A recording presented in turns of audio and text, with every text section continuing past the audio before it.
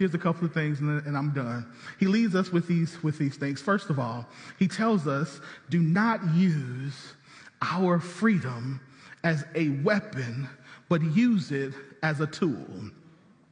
Our freedom, this liberty that we have to not do everything by meat and drink, not try to have to work, it's a tool.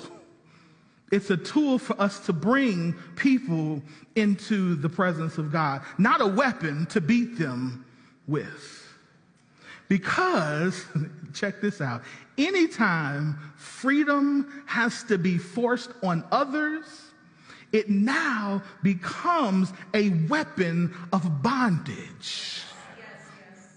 Anytime I gotta force you to do something, I am now letting you enter into another form of bondage. It's only freedom if they choose it. We can't make nobody. So don't use our freedom as a weapon, but use it as a tool. The second thing is that we got to learn to trust God's process in people. We got to learn to trust God's process in people. I promise y'all, God is God and he's sovereign. Remember, it's his kingdom. He is the sovereign ruler of the kingdom. What he says goes, and the Spirit of God is fully able to change and convict when the Spirit of God chooses to change and convict. We've got to trust that God is at work in other people. We have to sacrifice at times what we think is right, even when we are right, so that God can reveal himself to others. Then we have to examine our love and our motives, because sometimes we don't want to bring people into freedom because we want to bring them into freedom. We want to bring people into the freedom of Christ, so we can feel good about ourselves.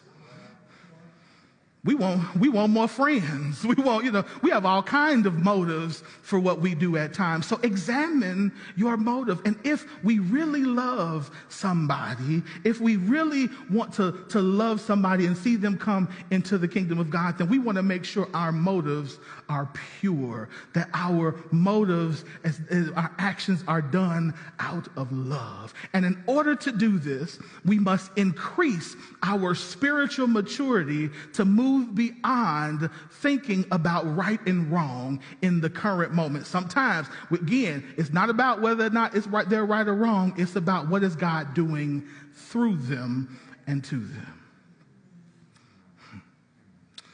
Paul, again, places the ownership of this on the strong. Paul says he's calling those who are strong to carry a heavier weight of the sacrificial love that God calls all of us to carry. Again, he knows that they're wrong, but that's not important in the moment.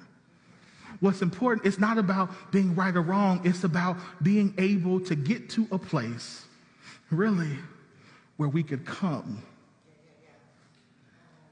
to this table together, where the haves don't have to go over here away because the have-nots are over there, because the ones who we like, the cool kids, come over here where the not so cool kids have to go there, but that we could come to one table in one place and serve one Lord, who is the sovereign ruler of the world.